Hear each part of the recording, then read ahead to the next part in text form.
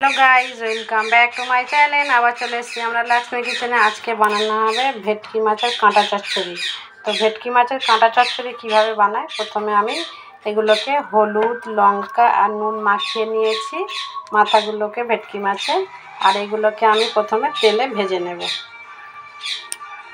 এখানে কড়া দিয়েছি, কড়ার মধ্যে তেল দেব। তেল দিয়ে এগুলোকে প্রথমে ভেজে নেব। তেলটা গরম হয়ে গিয়েছে, একে একে আমি এগুলোকে ছেড়ে দেব।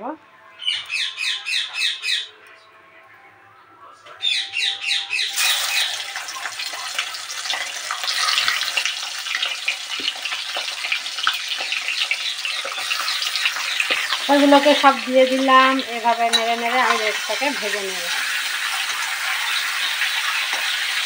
আজ দেখাবো ভেটকি মাছের কাঁটা চচ্চড়ি। এটাকে এরকম করে ভালোভাবে নেড়ে নেড়ে আমি এটাকে ভেজে নেব প্রথমে।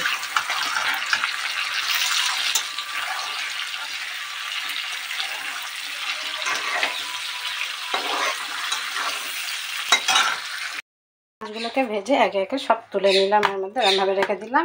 এবার তেল অনেক বার হয়েছে, তেলটার মধ্যে আমি একটা পেঁয়াজ কুচি দিয়ে দিলাম। পেঁয়াজটাকে বাদামি বাদামি করে নিতে হবে। পেঁয়াজটা বাদামি বাদামি হয়ে গিয়েছে, এর মধ্যে দিয়ে দেবো আমি আদা রসুনের পেস্ট 1 চামচ মতো। আর দিয়ে দেবো একটা টমেটো কুচি আর একটা লঙ্কা কুচি, 4টে লঙ্কা কুচি। এর মধ্যে দিয়ে ভালো করে মশলাটা কষে নিতে হবে। বেশ অনেকক্ষণ কষিয়ে নিলাম। এর মধ্যে এবার দিয়ে দেবো আমি নুন 1/2 চামচ মতো দেবো, যেহেতু আমি এর মধ্যে বেগুন দেবো সেই জন্য। এখন আমি নুনটা 1/2 চামচ দিয়ে দিলাম। আর দিয়ে দেবো হলুদের গুঁড়ো 1/2 চামচ। আর দেবো লঙ্কার গুঁড়ো 1/2 চামচ। আর দেবো জিরে মরিচের গুঁড়ো 1/2 চামচ।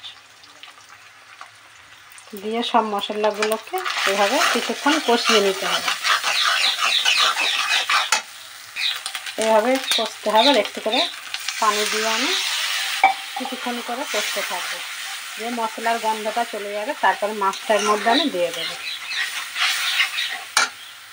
এখানে মশলাটা কষা হয়ে গেছে, মাছটা আমি এর মধ্যে অ্যাড করব।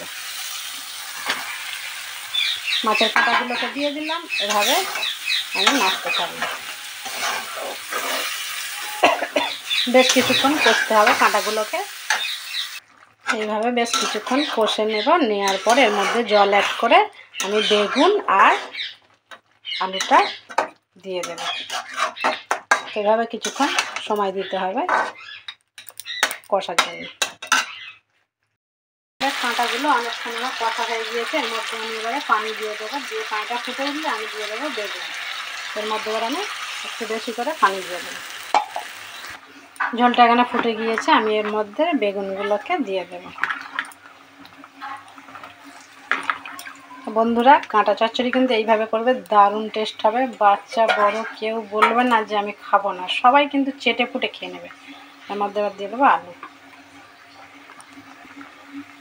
সবগুলোকে দিয়ে দিলাম। এভাবে নেড়ে আর ঢাকা দিয়ে দেবো। নেড়ে নিলাম, এটাকে এবার ঢাকা দিয়ে দেবো কিছুক্ষণ। বেশ কিছুক্ষণ হয়ে গেল, ঢাকাটা খুলে আমি একবার নেড়ে দেবো।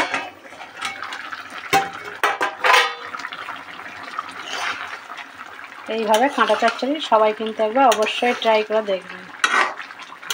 ভেটকি মাছের কাঁটাগুলোকে কেমন খেতে লাগে। আবারও কিছুক্ষণের জন্য ঢাকা দিয়ে দেবো।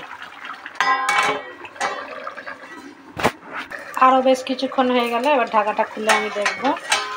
ওয়াও, রেডি হয়ে গেল আমার ভেটকি মাছের কাঁটা চচ্চড়ি। তো আমি একবার হালকা করে নেড়ে দেবো আর এর মধ্যে ধনে পাতাগুলো ডেকোরেশন করে দেবো।